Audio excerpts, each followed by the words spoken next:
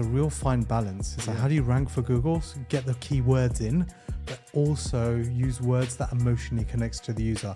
And when I started the agency, what I noticed for the first 4, 5, 6 years is that we're trying to spend more time trying to get what's in our client's mind than actually crafting something special. What's interesting now, we've learned, is employees or customers are now using AI to fill out the feedback. So the feedback now isn't even genuine anymore, because they could go ChatGPT, 100%. could you make something up, copy, paste? And we had a friend of mine, she said, I can tell in this feedback what's ChatGPT and what's real. Taking feedback from voice is super fast. My team's using it with me. You know, Neil, we need your thoughts on your new campaign for a press release. And so I'll get the link as I'm walking home.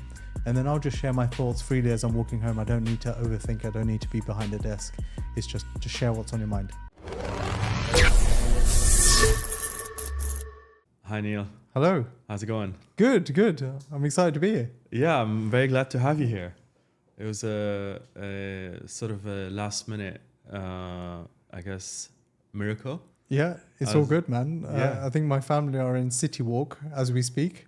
All right. I said, see you later. Yeah. Jumped into a taxi, came over here to talk to you.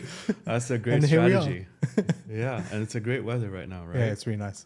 Yeah, I wish I'd be in City Walk. Yeah, they're just walking around. Yeah, actually, I'm glad I'm here. Yeah. Yeah, we have plenty to talk about. Yeah.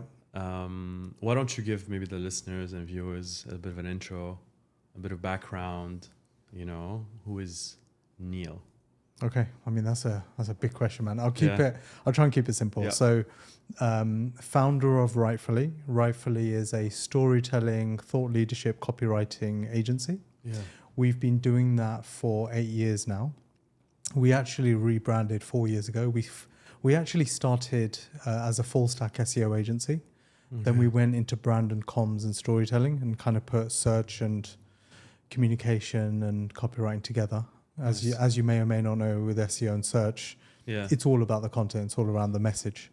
And that kind of lends itself well to moving into brand and comms. Right. So we moved into that space, helping businesses to flourish, to tell their story, to blossom online.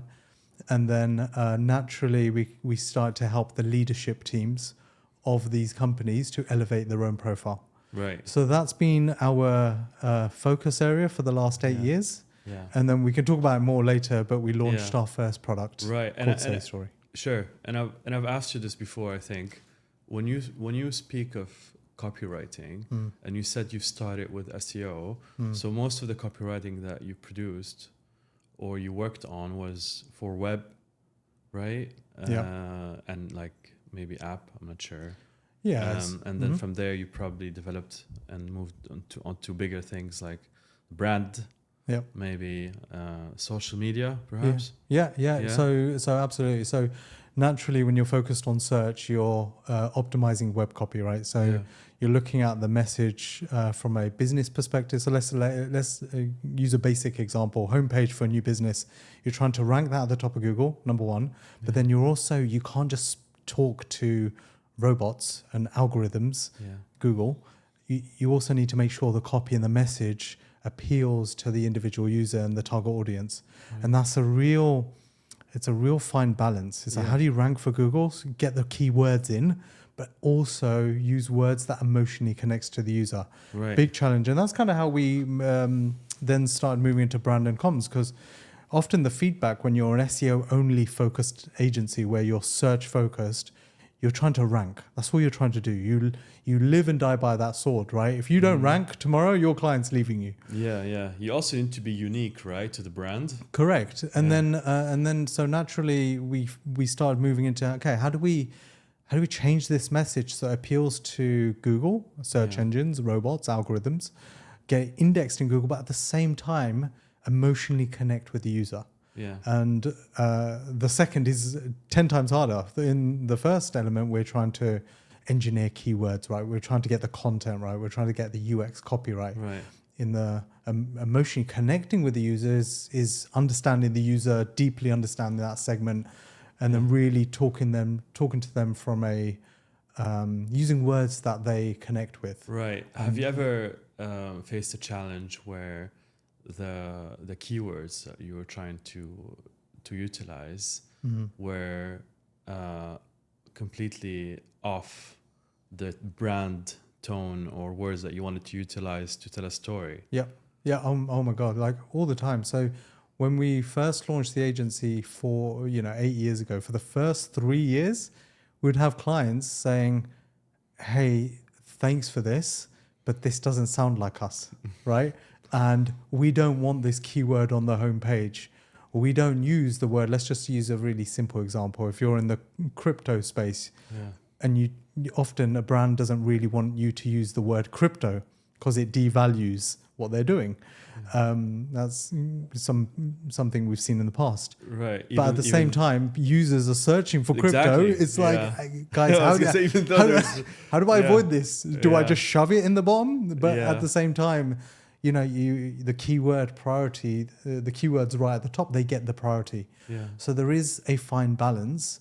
And then when we hired Rach, who's our creative director, she's ex-Ogilvy. Yeah. We brought her in 4 years ago to bring up the brand side and really have someone who only thinks brand and then someone else in the team who only thinks search and let them fight out and find the fine balance. And that's kind of how we got around that. Right. And there is obviously a lot of demand for SEO, right? And I'm sure you're doing a great job. You probably have a great track record there. What made you move to beyond like SEO? Was it the clients, entrusted you with more of their scope? Yeah. It kind of happened during COVID where there was certain clients would come back and said, look, we're going through COVID as everyone else is, and we're suffering. So what we're going to do is we don't want this massive campaign right now, but could you help us reposition this product? You guys did a great job. Could you help us launch this new homepage? Could you position this for us? Could you just manage our blog posts? Yeah. And we were like, what, SEO blog posts? No, they were just like blog posts. Right. And so that kind of took us out that space. And we always believed in day one, when you're running a business and you're trying to grow that business, SEO, whether you rank on Google or not, it can be a really good compass to growth. Because the things you should be doing from an SEO perspective are actually just things you should be doing anyway. Yeah. So for instance, Google's rating guideline says EEAT. Every business should represent or demonstrate experience, expertise, trustworthiness, and authority. I've done it in a different way around, just to make sure the listeners are listening. Yeah. But EEAT. Now, those are 4 things that you should demonstrate in order to rank. But let's just forget search for a sec. Those are 4 things every business should be doing anyway, right? In order for someone to buy from you, you need to demonstrate you have experience, you're the expert, you're an authority in the space, and you can trust you, and they can trust you. Yeah. So that's probably the frustrating part of SEO, where you're doing great work and you say to the client, look, you're not going to rank on day one. Because you need to demonstrate this on an ongoing basis.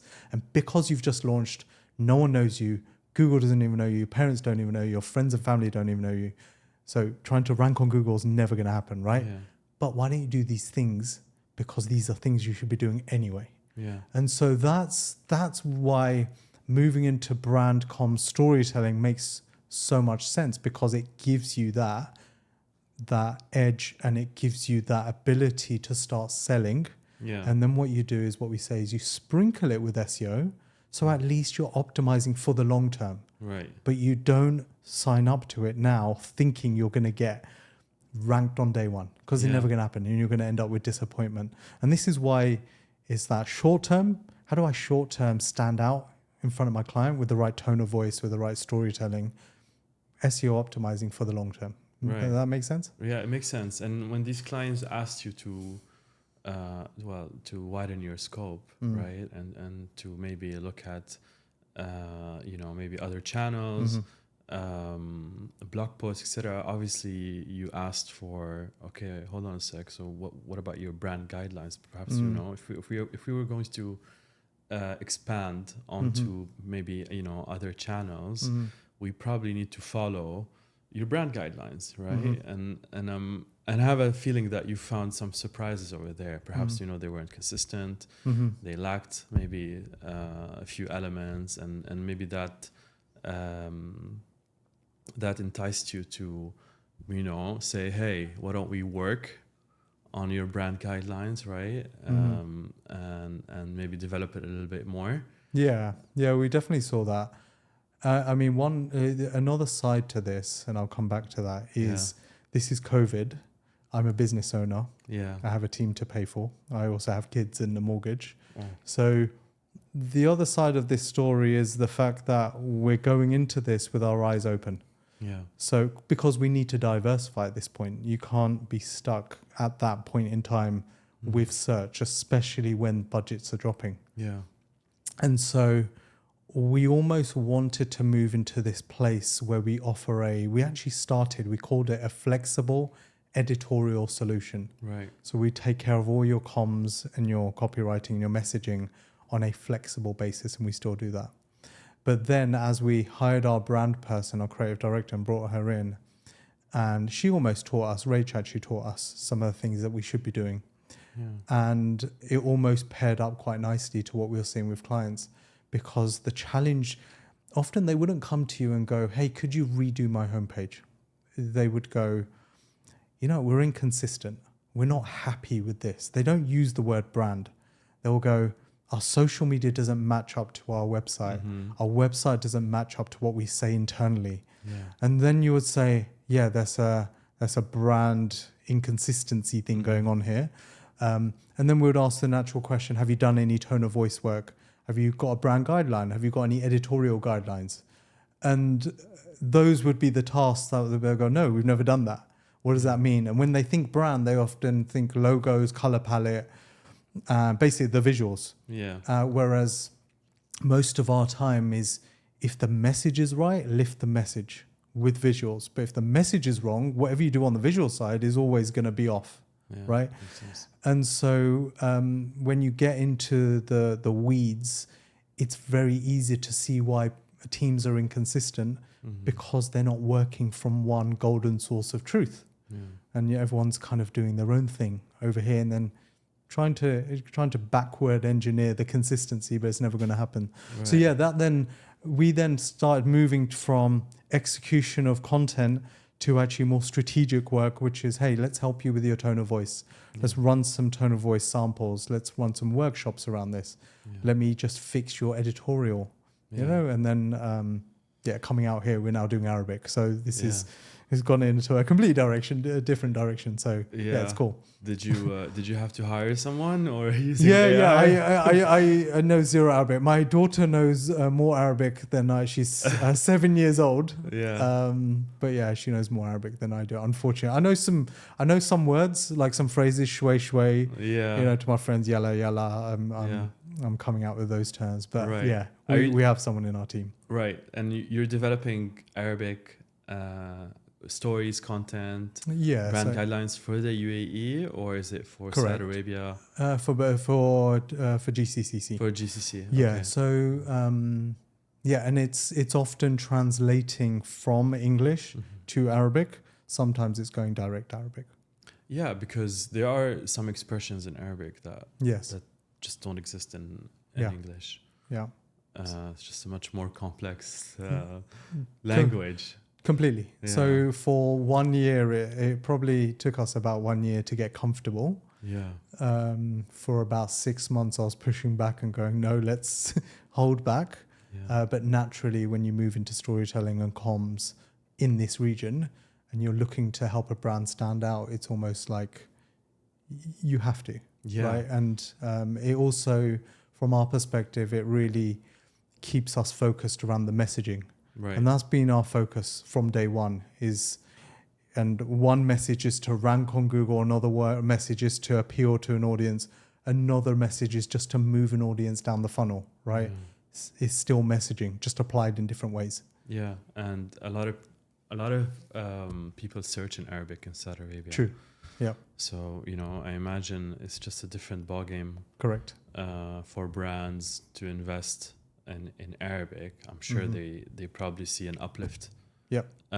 In performance and traffic and SEO. Yep. You know, when they work their Arabic, I guess, presence. Yeah, Um, it's a big opportunity. yeah. To be totally honest, like ranking on Google in US, UK is quite saturated. It's highly competitive. Yeah. Ranking over here in this region, it's easier. There's Yeah. opportunity. There's literally open holes that no one's really tapping. So it's great for someone like me because this is where our eyes light up and we get excited when we see there's a large gap that we can help fill. Yeah. And cool. And so you've worked with a lot of brands and a lot of, and within these brands, probably different stakeholders. Mm-hmm. And what would you say is maybe the success, maybe a case study or a success story, if you're able to share, or maybe share without really maybe sharing the names or the brands? Sure. We don't necessarily just want to pigeonhole ourselves as working with brands only. We work actually with People. a number of people. We work with a number of startups. Actually, we're helping them to elevate their profile. They're trying to raise investment, or they've got a very interesting story to tell. Mm-hmm. And often you meet someone and they explain what they do, and it sounds like another product. Mm-hmm. And then you go deeper with them for half an hour and you go, wow, you're actually an expert at that. You've thought about this for 15 years Mm-hmm. and now you're launching a product. So you automatically go, this product's going to be amazing, but it's taken you 30 minutes to get to that point. Yeah. And so these are the people that we really get excited about, because if we can elevate their profile and their story and their experience online, then it's going to reduce that aha moment for their audience to go, yes, I need that service or I need that product. Right. So we work with a number of leaders. Yeah. We also work with leaders within organizations who want to inspire the next talent to join their organization, or they want to inspire their internal talent. Yeah. So we work with some people around that space. And then there's small to medium to large businesses that we work with. Sometimes we work with an agency where we become the copywriting execution partner. So that's a nice place for us in the sense that we love a clear brief. Yeah. We like someone that spent the time exactly on what's needed, because I'm sure the agency people listening to this podcast will resonate with that. Yeah. And so we love a clear brief, and we don't always get that as we would love to. So we work with organizations, marketing directors, comms teams, or agency partners, or often the founder if it's a smaller business and we're trying to get them from 0 to 1. Yeah, and I'm sure you've seen hands-on how complex is the approval process sometimes for like a post, regular content. Maybe on social media, or maybe one tweet, or that is a big challenge. Post, right? Sometimes you'd be surprised. It's surprising how many people are involved in this decision-making process. It could go all the way up to a chief, right? Exec. How do you deal with that?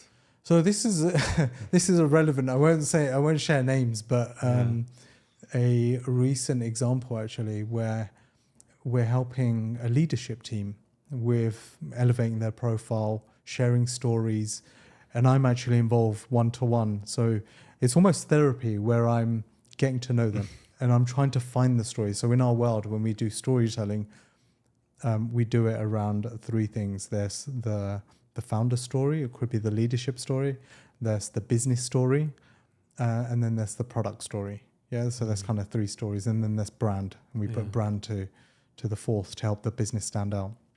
And then when we're going into let's say the leadership story, we can't just tell any story.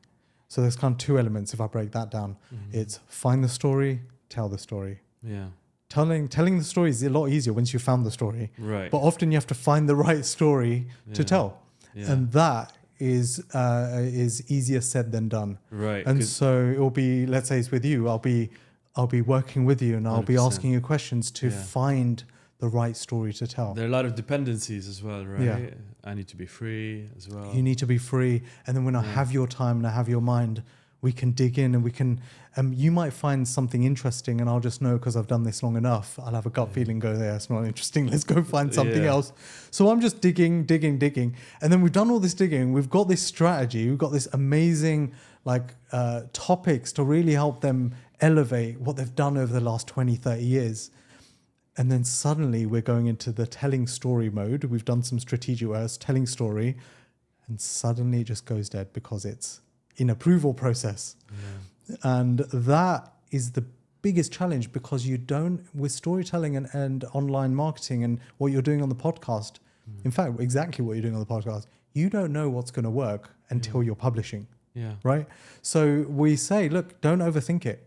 Like just be helpful, be useful. Tell your story, but not from your perspective. Like do it from the mindset that you're trying to help someone with that story. You're trying to help inspire them, or there's a mini how-to there, or something, or a mistake they're going to avoid.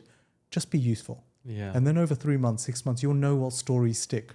But you're never going to know that unless you're publishing. You've got to just be publishing, almost unashamedly, right? Publishing and then reviewing. Why do you think there is restraint and why would they hesitate to publish quickly? I mean, look, I also have a massive amount of empathy because I left a career in investment banking 8 years ago.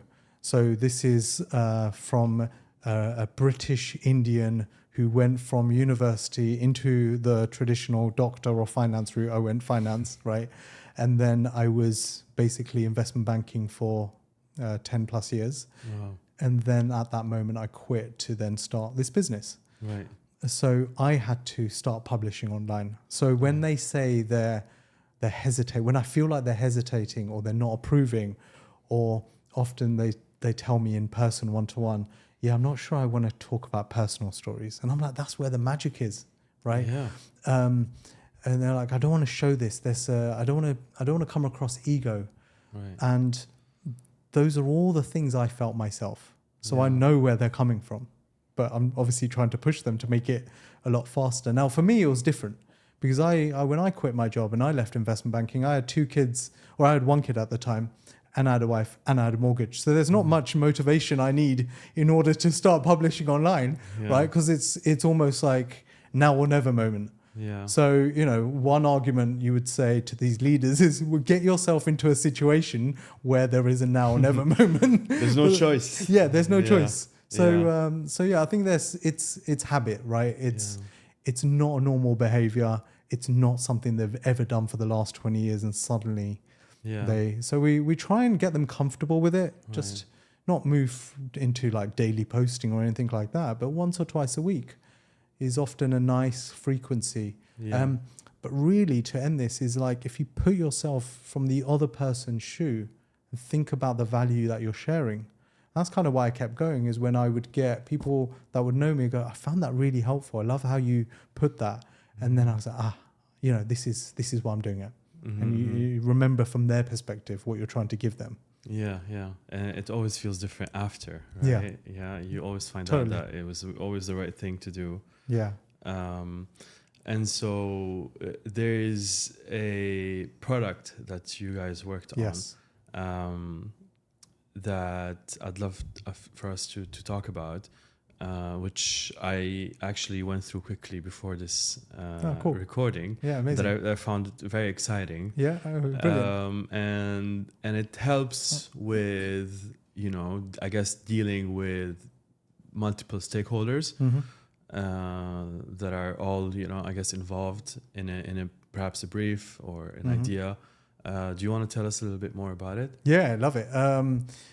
And we're at the stage where we're learning from our customers that are using it. Yeah. So in a nutshell, we launched, it's called SayStory. Yeah. And we launched SayStory internally just over a year ago.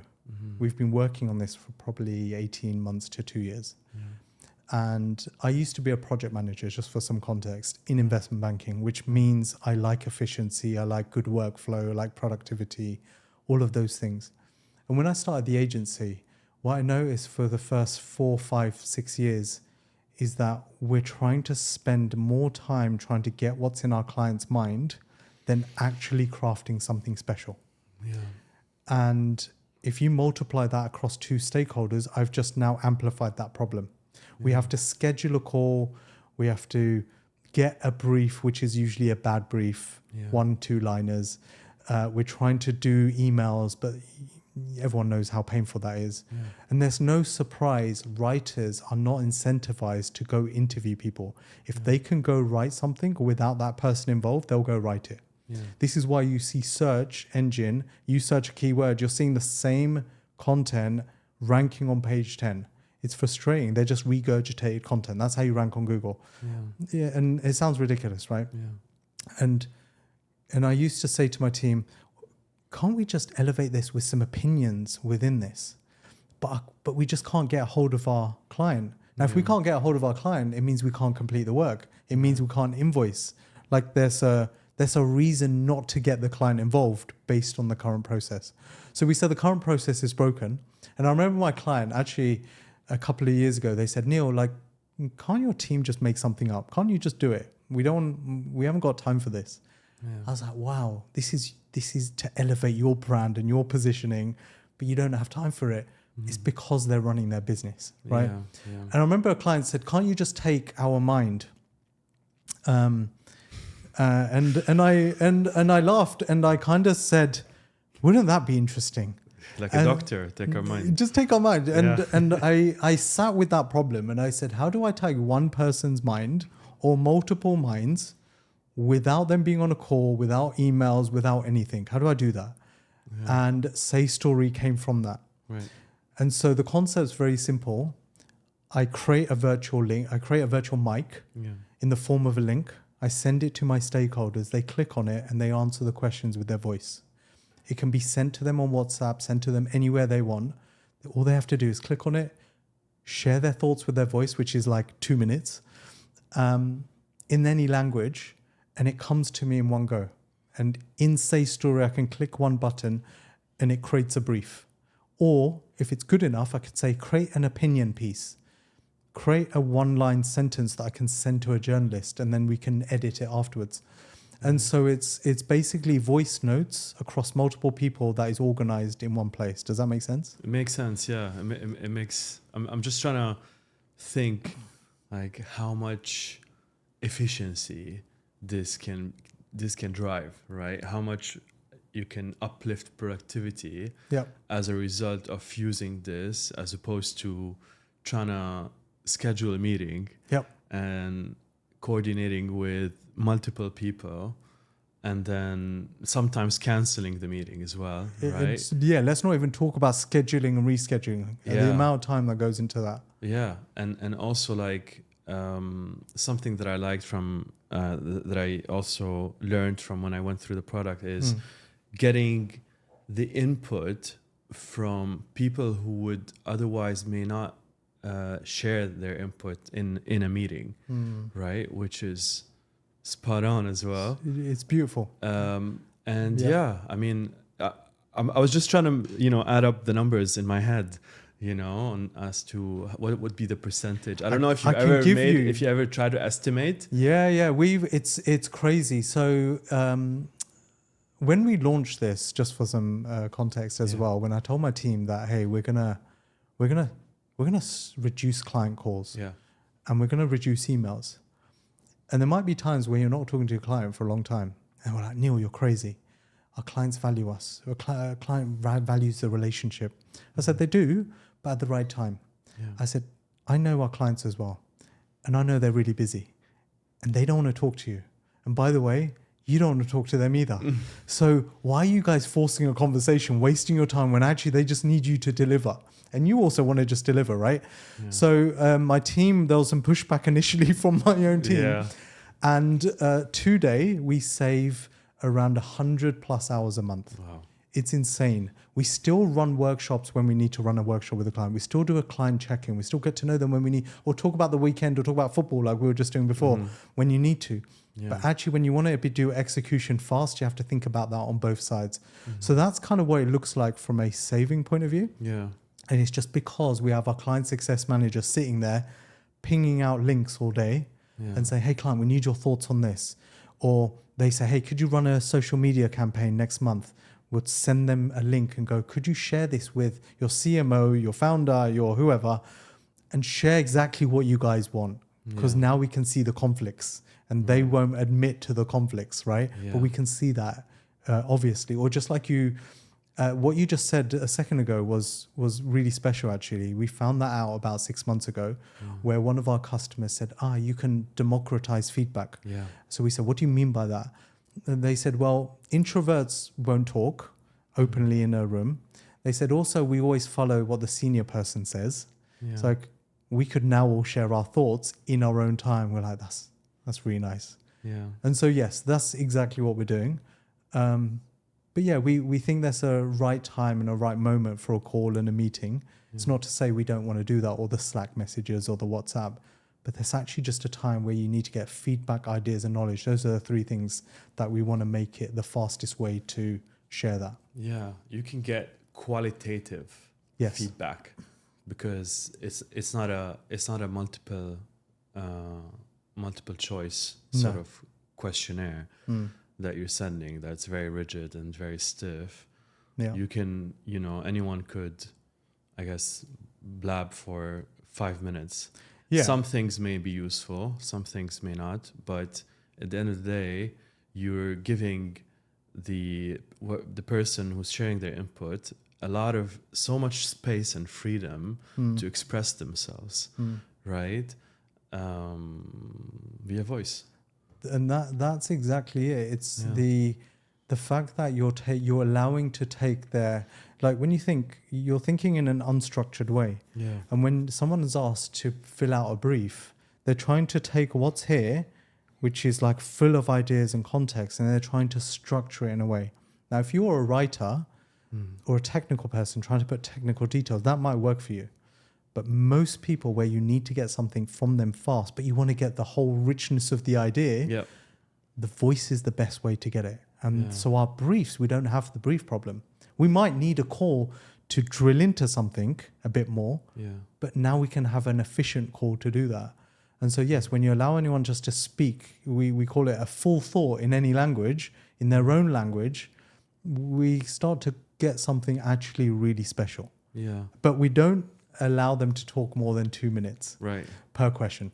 So the 5 minutes, we're trying to also avoid the blabbering on for 5 minutes. And this is why voice notes on WhatsApp don't work, because the moment your client's on WhatsApp, you're at risk of waking up at 6 o'clock in the morning with 20 voice notes. So we try and keep it very structured. But we've got some cool things coming up as well. Yeah, I wonder if one day it'll integrate with WhatsApp. Maybe you would. It's actually in our roadmap. So WhatsApp and Slack and it just becomes much more integrated. I was thinking how this could also maybe be very interesting to explore for customer feedback. Today, customer feedback comes in the form of a survey, or it could be like an IVR call. Very rarely it's a person, right, that's asking you questions. But also at the same time, most people are very lazy to give their feedback in writing or to type their feedback. And maybe like if you're giving them room to voice their feedback, you could potentially pick up on more, qualitative, inputs or feedback, right? As opposed to, do I like the brand or not? Yes or no. It's not maybe very there's helpful, something more. Maybe they want to elaborate more, but they're just too lazy to type. Yeah. So when we first launched it and we were testing it with different people, my wife's our mutual friend who runs a dance studio. We were out for dinner and she was talking about how her challenge with customers and why they were attending her dance studio. Is it to lose weight? Is it because they wanted to learn Indian dance? Is it just the network? And I said, why don't you use SayStory for this? And so she used SayStory to get the feedback. Nice. The response rate was insane. It was, to be honest, I I don't think that applies to every industry. There's a personal element to this. Yeah. But the response rate within 24 hours, she had like 80% responses. Yeah. And then she got to listen to it for full context. You can hear the tone, you can hear the emotion, and then she knows exactly why they were attended. And when this was happening, my wife's one of the students. And so I was watching my wife sharing her feedback because I was trying to learn about the product from a user point of view. Yeah. And my wife got off sharing her feedback with her phone.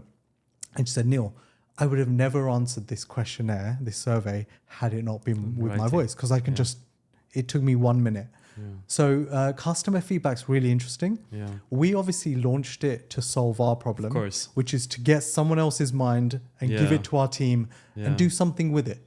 Create a brief, create a report, create a social media post. Mm-hmm. But then we started realizing actually this is, I can get someone, I can collect thoughts and I can go do something with it. This applies to anything, right? Just like customer feedback.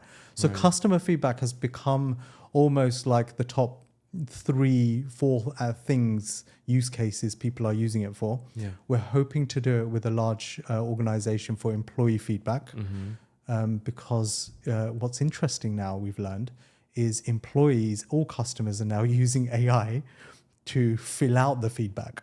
So the feedback now isn't even genuine anymore because they could go ChatGPT. 100%. Could you make something up? Copy, paste. And we had a friend of mine, she said, I can tell in this feedback what's ChatGPT and what's real. Yeah. So now we're almost solving that problem too because it's authentic. It's from the voice. Yeah. Right? And it's coming from someone's mind. So and it can still sort of rewrite it in a more professional way, right?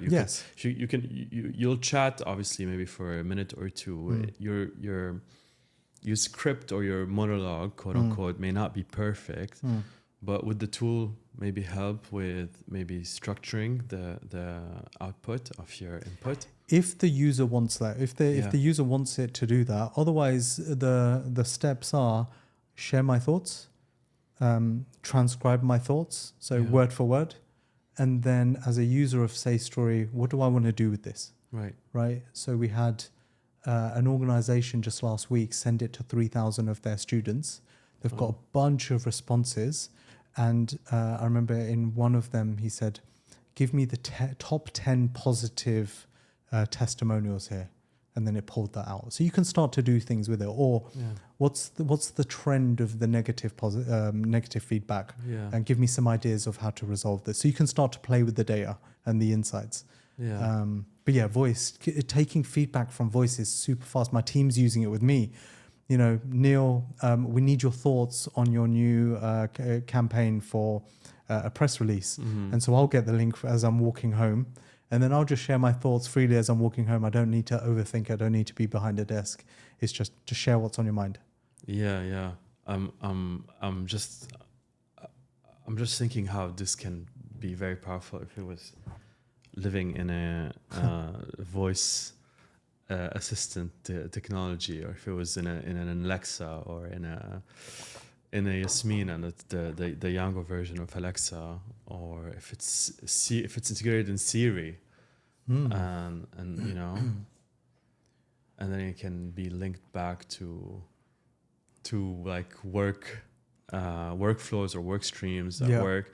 I don't know. My head is just spinning right now with the potential of this tool. Yeah, there's so many integrations every day. We come across someone asking for something else, or how can we do this? We're trying to stay, and this is a challenge, right, as well for us. We're trying to stay in a space that we feel authentic about. Right. We're deeply passionate about, and it keeps it focused to the core, which is we want to help teams to communicate and collaborate, and we want to speed it up when it comes to sharing of feedback, ideas, and knowledge. And that's really that space. But yes, there's going to be that we have a big roadmap. We have more things that we want to get done than we physically can get done over the next 12 months. So it's all about prioritizing the right things. You know, just last week we've just added on the ability for you to now share context. So when you send a link out and they click, they can listen to you first. So you could send something, you could have used SayStory with me. You could have sent me a link, I click on it, and I hear your voice, go, hey, Neil, can't wait to have you on the podcast. Could you just answer these questions so I can prepare for it? And I go, blah, blah, blah, blah. Comes back to you and you go, turn this into an intro description for my podcast. Turn this into 10 ideas that I can ask Neil. Yeah. 10 questions I can ask Neil. So it's almost like you take this and you give it to different people, just like we're doing now. Yeah. You're giving me like advertising or marketing or podcast related ideas. Yeah. I talk to someone else in medical, they start applying it a different way. So that's a good thing, and it can also be a very distracting thing. So we're trying to navigate that space that we're trying to be really the best at. That's what we're focusing on, is where are we going to be the best? And it's really around taking what's in someone's mind, basically going to the core story of why we launched it. How do I get someone's mind and then do something fast with it? Right. So we can remove the calls, remove the emails, remove some of the noise that often carries work. Especially in a Teams environment, right? Because obviously from a consumer perspective, you do have this capability maybe in generative AI. You know, there's a mic, you can speak to the generative AI and get what you want, right? But we're talking about a closed sort of environment, being able to share this content for teams. So it's where the subtle difference is. With ChatGPT, you would go in there and you would start to prompt. We're not trying to solve that. What we're trying to do is, I need to get someone else's mind and I need to get someone else's thoughts. Multiple people 100%. Across the world in async, and then I need to do something with it. Right. That's kind of the close space. And they could be in my team, they could be a customer, they could be a partner, anywhere. I can share it with anyone, anywhere. Right. The idea. I can give the mic to whoever I want. And give a voice to anyone. That's the concept. Right. And so you're using this now today for your clients. Yes. Right. Are you selling it to anyone else? Yeah. Is it subscription based? Is it license? Have you figured it out? Or we're you talk to any founder of launching their own SaaS product, like pricing and subscription and business model is always a constant consideration. I would say we found a place that we're comfortable. Right. And so it's very simple. It's a monthly subscription. So we launched it last year, and after 12 months of improving, almost seeing how our clients liked it or did not like it, right? One small thing that came up. In this region, a few clients said, I don't want you to have my audio. So we said, okay, interesting. The second question was, why not? But then the third is, okay, what do we do with this? What do we do with this request? So we said, okay, let them remove the audio. If they don't want to send the audio, let them remove it. And actually, I can see why, especially with AI, at that point, we never understood it. Now we do. People, so there's little things like that we improved over time. If they don't want to send the audio, they want to use different phone, etc. And then this year we launched it publicly late Q1, Q2 of this year. And we kind of did a closed public round where we just got people using it, giving us feedback. And the best thing is, and very grateful for all the people that are using SayStory right now, is and I say to them, use me as your customer support. I want you to tell me your problems. So they're literally hammering me on WhatsApp. Go, Neil, I wish you could do this. Neil, why can't I do this? And it's amazing because I'm learning from them. At some point, I'll have to change my number so they don't message me all the time. But there's some crazy requests coming, and I'm sure just from this conversation, I can see you could send me some crazy requests too. So at the moment, we have a monthly subscription. It's about $25 if it's for a team per user, $20 for a solopreneur. It's very straightforward. We see if it's an agency, we reckon one user will probably save anywhere between 20 to 30 hours a month. So we add on 1 week to their month if they use it in the way that we expect them to. But at the same time, even if it's not a time-saving benefit, there's other benefits where they can do things that are naturally hard. So for instance, I can go get an idea from the COO. I can get a quote from my CEO really fast. I can get the CMO telling me what to do and get that idea super fast. So that's really what we're excited about. What's highly difficult to do today that you can do in the future. Right. And obviously we spoke about how there are there's a roadmap, right? Which would be interesting to, I guess. I'll put some space in there for you, man. I'll put, no more. Ibrahim asked for this. Know a little bit more about that. Would you say that one day maybe Microsoft will knock on your door and say, hey, we feel that we want to incorporate SayStory onto Teams?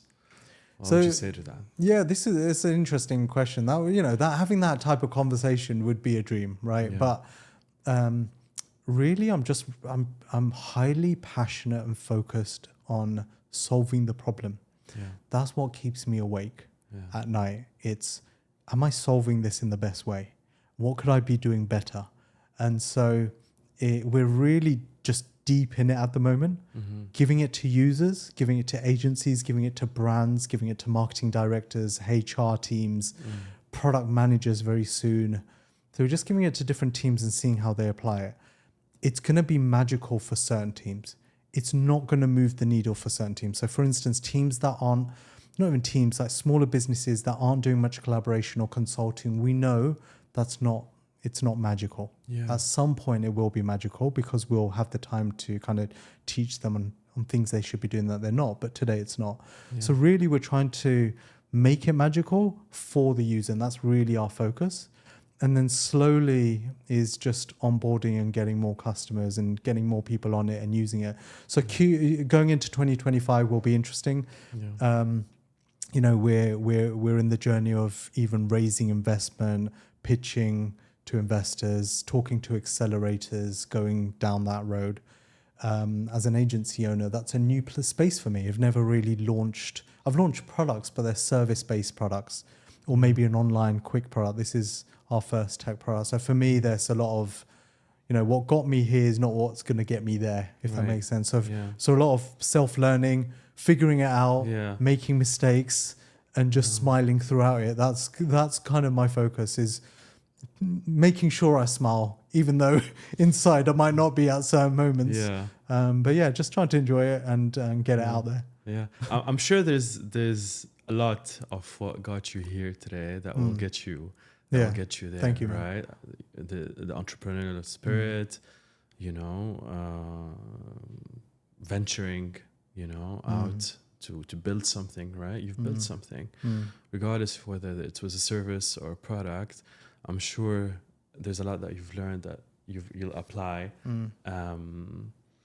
that will be beneficial for you. I can definitely see the value in this product, because I can tell you that there's a lot of collaboration that goes down at many organizations, namely agencies. Obviously, there's a lot of collaboration between different teams, different departments. When you want to propose a sort of integrated strategy to brands, you want to bring in, creative people, you want to bring in media people, you want to bring in data and tech people, MarTech, SEO. So all these people need to collaborate together in order to come up with a proper, decent, strategy, brand strategy campaign for clients. And also, from another hand, I can see big organizations, international companies, also investing in tech to improve productivity. One of the examples I can cite is Copilot. So I don't know if you've seen it, but some companies have started using Copilot, right, to sort of summarize meetings. Yeah. Right, that's saving people, I guess, time to write minutes. Yeah. But there is an appetite. Yes. Right, to use technology. 100%. And if you think about that as an example, this Copilot, Fathom, Otter, you've got various tools that record the meeting. I use Otter when I'm in a meeting, and it's taking notes, and then I'm summarizing the key points. So when I'm holding demos, for instance, with my users and showing them SayStory, I'm using Otter to transcribe that and capture it. And SayStory is almost, if you imagine that, with multiple people without the meeting. That's probably the best. If you take that analogy, you take that example, I'm sharing it around, I'm getting everyone's ideas and thoughts without physically asking anyone to schedule that. Right. So we're absolutely in that collaboration communication space, but just doing it async without any scheduling and having to all be there or having to all listen to everyone's intro. Right. Let me just get your mind really quickly. Can you give me your ideas on that? Give me your thoughts on that so I can go do something. Yeah. That's really where we want to be. Right. I could be on a ski lift, or I could be climbing a mountain. Dude, you could, I mean, as long as there's internet. Obviously, that's a different challenge. There's internet almost everywhere. But I could be in between, I don't know, paddle games. Yeah. You know, I have 5 minutes. Obviously, I will never, ever jump in a meeting if I only have 5 minutes, right? True. I will never schedule a meeting when I only have 5 minutes, right? But now you're basically making use of these little breaks that someone may have in order to share very, very valuable input. Yeah, totally. One user said to us a few days ago, they said, could you add a deadline? So when I send this link, give people a deadline so that there's an automatic email to say, respond to this, guys. You haven't responded yet. And it's 1 hour away from the deadline. So I was like, that's interesting. You're now taking this concept to a different level. We're now forcing people. Maybe the next request is, could you send some bouncers over to it's like, we've made your life easier. You don't need to be on a call, but you still haven't shared your thoughts. Right. So yes, you, to go back to what you're saying, you can absolutely be wherever you are. Right, fantastic. Neil, thanks so much. Where can we find you? Where can we find? Thanks so much. SayStory. Yeah, so SayStory is saystory.co. If anyone is interested in checking it out, please do check it out. Please feel free to reach out to me. I'm on LinkedIn. Yeah. And Rightfully is rightful.ly. So yeah, would appreciate anyone connecting. I'm always open to a chat. Yeah, excellent. Thanks again, Neil. Thanks for having me. I really, really enjoyed the chat. Yeah, same here.